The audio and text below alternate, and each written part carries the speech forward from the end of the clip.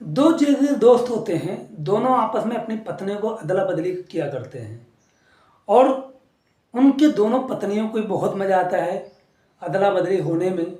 और उन दोस्तों को दोनों को बहुत मज़ा आता है अपनी पत्नियों की अदला बदली करने में।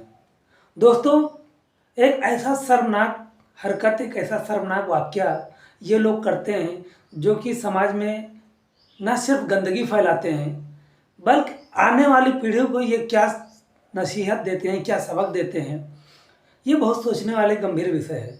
लेकिन ये तो रही हमारी बात। उन दोनों पति और पत्नियों की अदला बदली होते होते उनमें से एक पत्नी को ऐसा क्या हो जाता है कि उसे नफरत सी होने लगती है और नफरत से होने के बाद ऐसा क्या कांड होता है और मामला पुलिस थाने तक पहुंच जाता है। आइए इस कहानी में जानते हैं। नमस्कार दोस्तों, मैं हूं बीके मौर्य और आप देख रहे हैं अपराध की खोज। दोस्तों, ये कहानी दरअसल खीरी लखीमपुर की है, जो कि लखनऊ से सटा हुआ एक ज़िला है। उस जिले के दो लड़के आपस में बहुत ही गहरी दोस्ती थी उनकी। एक का नाम था पप्पू और दूसरे का नाम था अमित। ये दोनों बहुत ही पक्के मित्र थे, गहरे दोस्त थे और ये दोनों महाराष्ट्र के पुणे ज़िले में रहते थे। जो पप्पू होता है उसकी शादी 7 साल पहले हो जाती है, लेकिन जो अमित था उसकी शादी नहीं हुई होती है। अब जो पप्पू था वो अपनी पत्नी को लेकर के महाराष्ट्र में रहता था। इन दोनों ने 2 कमरे लिए हुआ था, अगल बगल दोनों का कमरा था। एक कमरे में पप्पू और उसकी वाइफ रहती थी और एक कमरे में अमित अकेला रहता था। और ये दोनों इतने जिगरी दोस्त थे कि इन दोनों का एक दूसरे के बगैर कभी चलता नहीं था। और उसके बाद धीरे धीरे जब ये दोनों, इसकी पप्पू की बीवी गई उसके साथ में रहने के लिए, तो जो अमित था उसका जो अफेयर है वो पप्पू की वाइफ के साथ में चलने लगता है। काफ़ी दिनों तक चलता है, लगभग 3 से 4 साल चलता है उसका अमित का अफेयर पप्पू की बीवी के साथ में। पिछले 2 साल पहले जो अमित होता है उसकी भी शादी हो जाती है और उसकी शादी होने के बाद अमित क्या करता है, वो भी अपनी वाइफ को लेकर के पुणे ही चला जाता है। अब दोनों दोस्त अपनी अपनी पत्नियों के साथ में रहते हैं। अब जब तक पप्पू का अलग रूम, अमित का अलग रूम, और अमित की जब तक वाइफ नई थी, नई नवेली थी, तब तक वो उसके साथ में बहुत आराम से रहा। लेकिन थोड़े दिन बाद जो उसका अमित का दिल भर जाता है उसकी खुद की बीवी से, फिर वो पप्पू की बीवी के पास फिर जाने लगता है, क्योंकि अमित की बीवी से कहीं खूबसूरत जो थी वो पप्पू की बीवी थी और जितनी उम्र थी वो लगता भी नहीं था कि उतनी उम्र की है।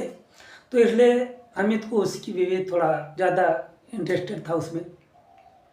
इस बात का पता पप्पू को चल जाता है कि अमित का जो है मेरे बीवी के साथ में अफेयर चल रहा है, ऐसे ऐसे है। अमित बोलता है, भाई देख, हम दोनों दोस्त हैं, दोस्ती में दरार नहीं डालना है, तो एक काम कर, मैं तेरी बीवी के साथ में ऐसा करता हूँ, तो एक काम कर तू मेरी बीवी के साथ में ऐसा कर। पप्पू जो है था वो मान जाता है। वो सोचता है कि इसको जो करना था वो तो मेरी वाइफ के साथ में कर चुका है, लेकिन अब उसको तो मैं बदल नहीं सकता। लेकिन ये इसने अच्छा सुझाव दिया है, क्यों ना मैं इसकी बीवी के साथ में वो सब करूं जो इसने मेरी बीवी के साथ में किया है।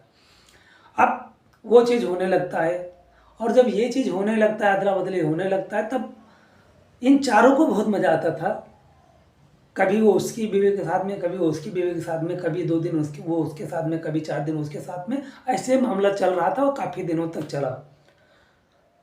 एक दिन क्या हुआ कि जो पप्पू की बीवी है वो अमित के साथ में भाग जाती है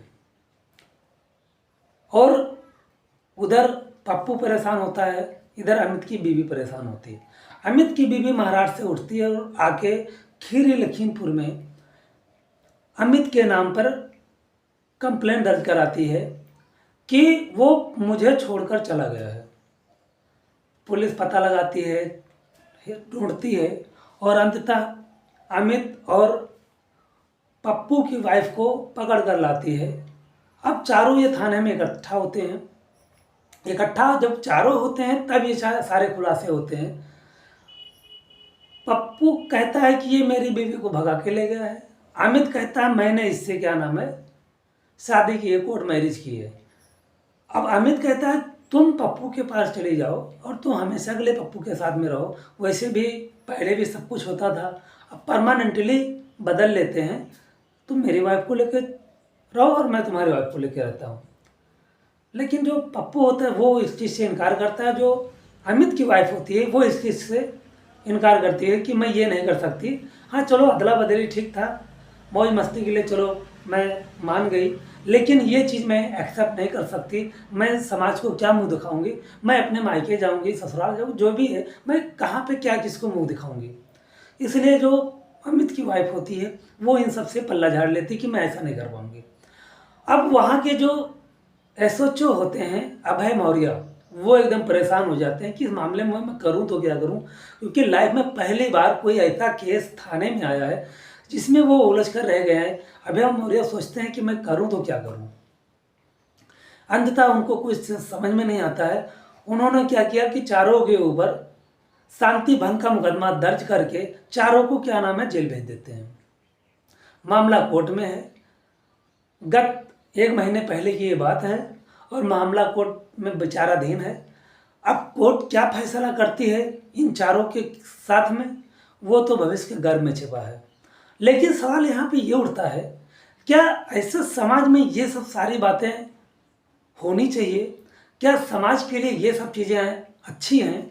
समाज में ऐसी चीज़ें होनी चाहिए जो हमारे आने वाली पीढ़ी को, हमारे आने वाले नस्लों को बर्बाद कर दे? और आप लोग भी इस चीज़ों से सतर्क रहें, कभी ऐसी मानसिकता दिमाग में ना लाएं कि मैं अपनी वाली को उसके साथ भेज देता हूँ, उसकी वाली अपने के साथ, क्योंकि ये अभी तो जो आप कर रहे हैं वो ठीक है, लेकिन आगे चलकर ये कितना विकराल रूप लेगा ये उस समय समझ में नहीं आता है। और बाद में पछताने से भी कुछ नहीं होता। वो एक कहावत है, चिड़िया चुग गई खेत तो पछताने से होत का है। तो ये आप कभी भी ऐसा ना करें। और मेरा ये कहानी सुनाने का जो मकसद था वो किसी के दिल को ठेस पहुंचाना नहीं था, किसी की भावनाओं को आहत करना नहीं था। आप लोग को जागरूक और सतर्क करने के लिए ये कहानी मैंने सुनाई। एक सच्ची कहानी है खीरी लखीमपुर की। और आप लोग इस कहानी के बारे में क्या सोचते हैं, इन चारों लोगों के बारे में क्या सोचते हैं, हमें कमेंट सेक्शन में ज़रूर बताएं। तब तक के लिए जय हिंद, जय भारत, नमस्कार।